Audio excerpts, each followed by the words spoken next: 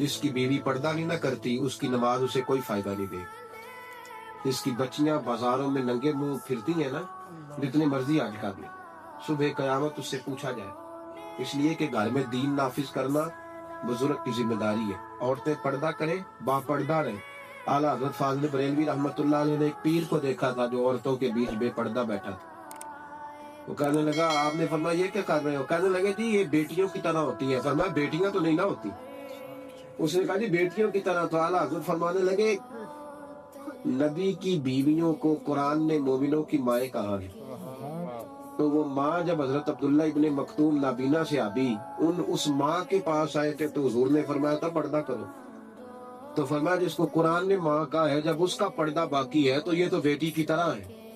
یہ بے دین لوگ ہیں جو اس طرح کی چیزیں پھیلاتے ہیں. عورت کا پردہ بڑا ضروری ہے، یاد رکھو. عورت با پردہ رہے گی. ویسے بھی